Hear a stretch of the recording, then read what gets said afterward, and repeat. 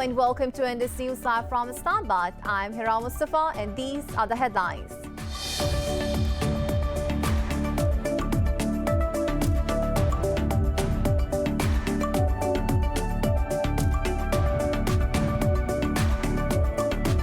The Afghan government says its forces have killed 36 Taliban fighters in southern Kandahar province.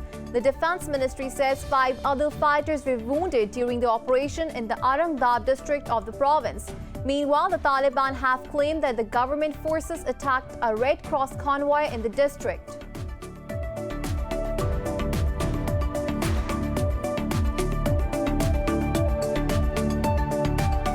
A farmers' caravan of at least 700 vehicles is leaving Punjab for New Delhi border today to reinforce their agitation against the farm laws.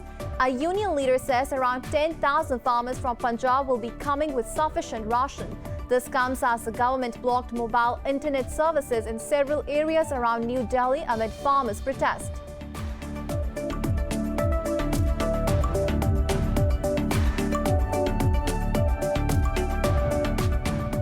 The United Nations has announced candidates for the leadership of Libya's transitional government.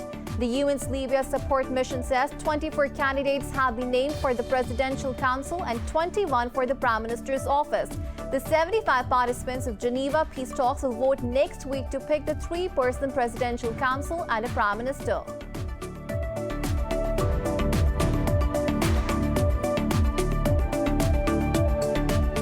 Germany has threatened legal action against laboratories failing to deliver coronavirus vaccines to the European Union on schedule.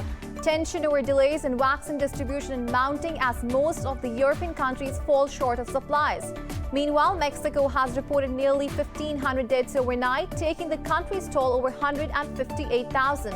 In Pakistan, almost 1,600 people tested positive and 34 died overnight, raising the death toll to 11,657. Globally, the virus has claimed over 2.2 million lives and infected over 102.5 million people.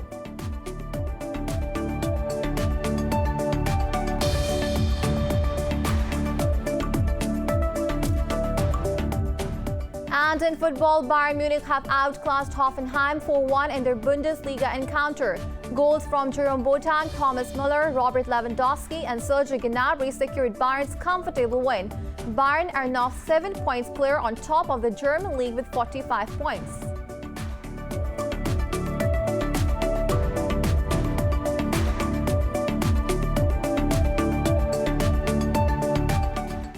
Well, these were the headlines. News in detail coming after the short break. Stay with us.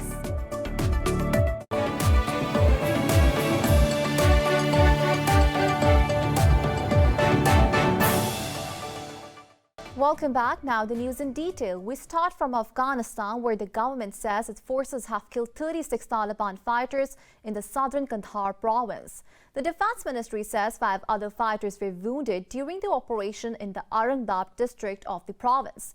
Meanwhile, the Taliban have claimed that the government forces attacked a Red Cross convoy in the district, which left a civilian dead. They also claimed that 23 soldiers of the Kabul administration have surrendered and joined them in the Baghlan province. Meanwhile, intra-Afghan talks have resumed in Doha after Washington recently said it is taking a hard look at the Doha peace deal. A farmers' caravan of at least 700 vehicles is leaving Punjab for New Delhi border today to reinforce their agitation against the farm laws. This comes as the government blocked mobile internet services in several areas around New Delhi amid farmers' protest. A union leader says around 10,000 farmers from Punjab will be coming with sufficient ration. Meanwhile, the farmer union said they are open to resuming talks with the government on the contentious farm laws. But they accuse the government of offering dialogue on one hand while harassing them on the other. The farmers have also rejected the government proposal to halt implementation of the laws for 18 months. Since November, thousands of farmers have been camping at Delhi borders against the laws they say benefit private buyers. Israel says its embassy in New Delhi was on high alert even before a small bomb went off outside the mission. The blast on Friday caused no injuries, but Tel Aviv says it is treating it as a terrorist attack. In an interview, Israel envoy to India, Ron Malka, said he was not surprised by the attack. He added Israel is always prepared, with the country raising the level of alert even further. The road outside the embassy remained sealed off as forensic experts looked for clues about the attack. Indian police have so far described the attack as a mischievous attempt to create a sensation. In Israel, thousands took to the streets of Jerusalem in protest against Prime Minister Benjamin Netanyahu. Demonstrations over Netanyahu's indictment on graft charges and handling of the COVID-19 outbreak have entered their 32nd week. Protests calling for Netanyahu's resignation continue to intensify. The police used water cannon for the first time in months to disperse demonstrators. One person has been hospitalized after being hit in the face by a water jet, while police said they arrested 2 others. Netanyahu is set to appear in court for the second time on February 8 to respond to the criminal indictment against him. Iran has rejected any new negotiations or changes to the participants in the 2015 nuclear deal. This comes a day after French President Emmanuel Macron said Saudi Arabia must be included in new talks. A Foreign Ministry spokesman said the deal is a multilateral international agreement ratified by the UN Security Council. Saeed Khatibzadeh called the agreement non-negotiable and urged Macron to show self-restraint. He said if French officials are worried about their arms sale to Persian Gulf Arab states, they better reconsider their policies. Earlier, Saudi Arabia and the UAE said that they should be involved in any talks. The Saudi-led military coalition says it has destroyed an explosive-laden drone launched by the Houthis in Yemen. Saudi state media quoted the coalition as saying it had intercepted a Houthi drone over Yemeni airspace heading towards the kingdom. The Houthi rebels have not commented on the incident yet. Earlier this month, the coalition forces downed an explosive-laden drone and boat launched by the Houthis. The rebels have repeatedly carried out cross-border missile and drone attacks on Saudi cities. The United Nations has announced candidates for the leadership of Libya's transitional government. The UN's Libya Support Mission says 24 candidates have been named for the Presidential Council and 21 for the Prime Minister's office. The 75 participants of Geneva peace talks will vote next week to pick the 3-person Presidential Council and a Prime Minister. The interim unity government will govern until elections are held on 24th of December. However, the members of the interim setup will not be eligible to participate in the elections. While UN-backed talks have progressed, many Libyans fear competition for posts could yet trigger fresh fighting. Germany has threatened legal action against laboratories failing to deliver coronavirus vaccines to the European Union on schedule. Tension over delays in vaccine distribution is mounting as most of the European countries fall short of supplies. German Economy Minister Peter Altmaier says no company can favor another country over the EU. Meanwhile, Mexico has reported nearly 1,500 deaths overnight, taking the country's toll over 158,000. With an average of over 3,000 deaths every day, the U.S. healthcare system is beyond overwhelmed, trying to handle patients and administer vaccines. Washington has also backed off on a plan to offer vaccinations to the 40 prisoners held at the infamous Guantanamo Bay jail in Cuba. Globally, the virus has claimed over 2.2 million lives and infected over 102.5 million people.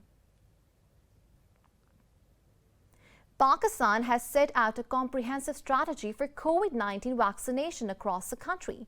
Pakistan's National Immunization Management System will operate through a National Vaccine Administration and Coordination Cell. The National Command and Operations Center says all measures have been put in place for vaccine storage at Islamabad. The NCOC says vaccines will be moved to various federating units through the air. A special plane of Pakistan Air Force has left for China for transportation of the first tranche of the vaccine. Meanwhile, the Health Ministry says the virus has claimed another 34 lives overnight. The countrywide death toll has reached 11,657. The ministry says nearly 1,600 people tested positive for the virus overnight. Out of nearly 545,000 cases detected so far, almost 500,000 have recovered. In Pakistan, the federal government will join the review proceedings against the acquittal of the prime accused in the murder of U.S. journalist Daniel Pearl. Attorney General spokesperson said the government will file an application to the Supreme Court to join in the proceedings. He said the federal government will continue to take legal steps to bring the accused of this crime to justice. Pearl's family is also seeking to appeal to the Supreme Court for reversal of his decision of releasing 4 convicts linked to his murder. Daniel Pearl was doing research on extremism in Karachi when he was abducted and subsequently beheaded in January 2002. The Pakistan Navy is set to hold the 7th multinational maritime exercise AMAN next month in Karachi. Naval forces from over 40 countries will participate in the 5-day drill. More in this report. The multinational naval exercise AMAN is conducted after every 2 years since it was initiated in 2007. This year's exercise is being held under the motto, Together for Peace. In the drill, naval forces from across the world exchange their experiences in order to combat common threats at sea. The Pakistan Navy officials say the drill has played a significant role in enhancing the country's war and maritime security capabilities. Pakistan Navy gets a lot of experience from all these exercises, and this is not only the ships exercises. Apart from ships, aviation aircraft also come from other countries. The special service group teams come, Marines team come, and they all interact with each other and learn from each other. When all these navies get together, that is not only the military commonality of the operations, etc. It's also there are a lot of social interaction. Naval officials say the mega event demonstrates Pakistan's commitment to peace and contributions towards regional maritime security. That is a great leap ahead in the context of, I would say, the cooperation and enable peace and to enhance security, regional security, and that is to enhance the interoperability between the regional and extra-regional navies. So that is actually the whole, I would say, the gains and the benefits that are brought about by Pakistan Navy under the ambit of Pakistan flag. The naval drill is believed to play a pivotal role in promoting regional and global maritime peace and stability. Sumaira Khan, Indus News, Islamabad. More news stories coming up after the short break. Stay with us.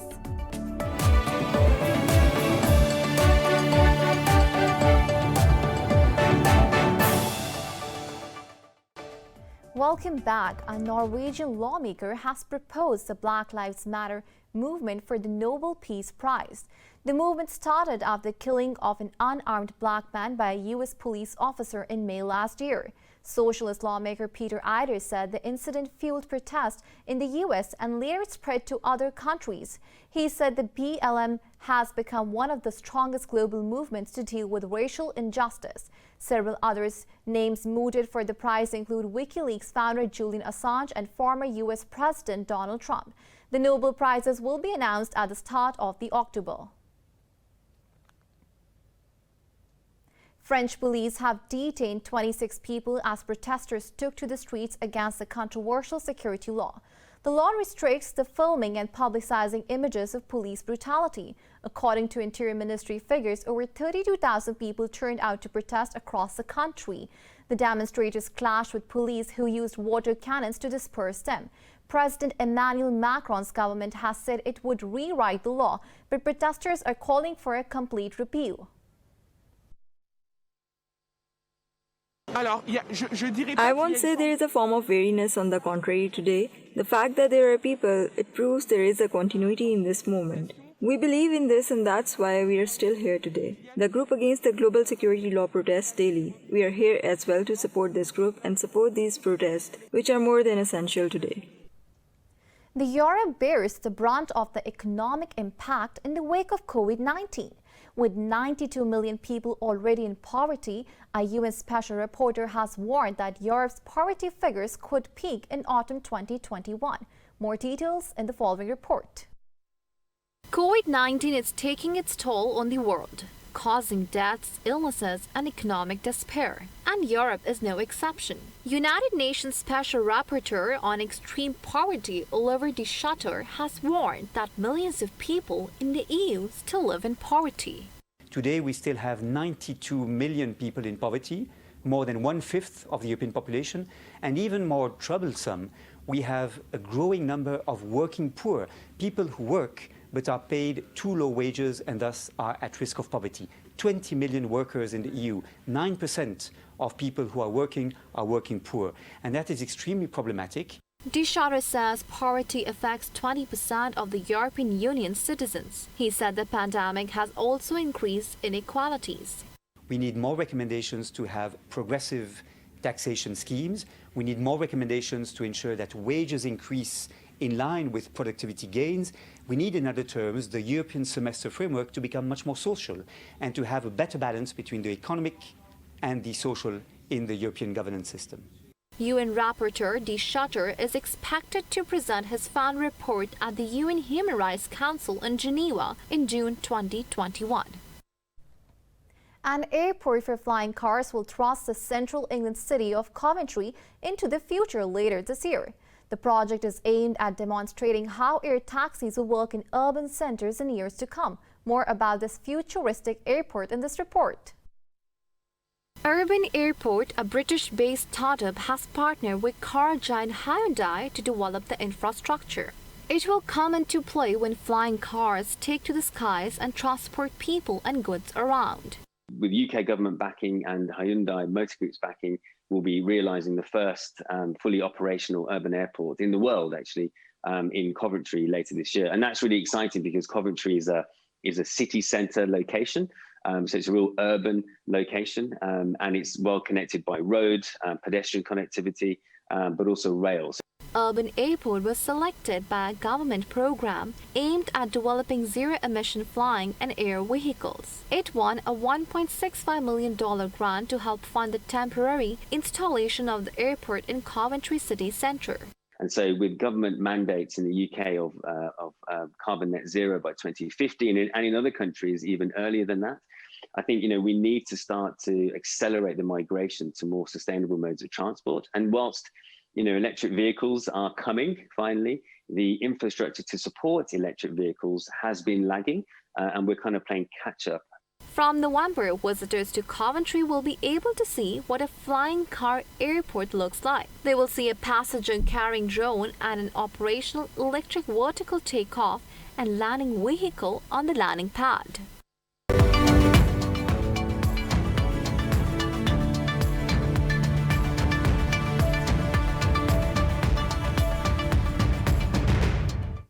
Now moving on to the business stories, Britain says it will formally apply to join the Comprehensive and Progressive Agreement for Trans-Pacific Partnership. The Trans-Pacific Trade Bloc is an alliance of 11 countries that removes most tariffs between its members. In a statement, Prime Minister Boris Johnson said joining the bloc will remove tariffs on food, drinks and cars. He said it will bring enormous economic benefits for British citizens and will help boost the technology and service sectors. British Trade Minister will speak with his counterparts in Japan and New Zealand with a formal request to join the bloc on Monday. China's annual Central Economic Work Conference has put the growth of the seed sector high on the agenda for this year. A world-famous Chinese expert says improved research and development of seeds is vital to crop yield and food security. Details in the following report. Wang Qianmin has been working on rice molecular genetics and breeding for many years. He says to ensure national food security, per hectare production must be increased. Top leaders in China have urged intensified efforts to achieve scientific and technological breakthroughs in seed cultivation. The economic conference last month designated seed protection and establishment of seed banks as one of the 8 key tasks. The reason the Central Committee of the Communist Party of China has stressed to achieve breakthroughs in the seed industry this time is that we need to improve research on original technologies, especially in basic research. China has relatively high per hectare production of rice and wheat. However, the country still lags behind the technology to cultivate corn and soybeans, whose per hectare productions were just 2/3 of the highest world's level. For WAN, China should speed up technological breakthroughs and break bottlenecks in cultivating seeds of these agricultural species. In developed countries, superior crop varieties have contributed to more than 60% of their per hectare production, while the contribution of superior crop varieties in our country is about 45%, and superior rice and wheat varieties contribute to more than 50% of our per hectare production. Therefore, there is considerable room for improvement in our work. Currently, China has per hectare production of wheat 30% higher than the international level, while the per hectare production of rice is 1.7 times that of the international level. For the latest updates, you can follow us on social media at indus.news.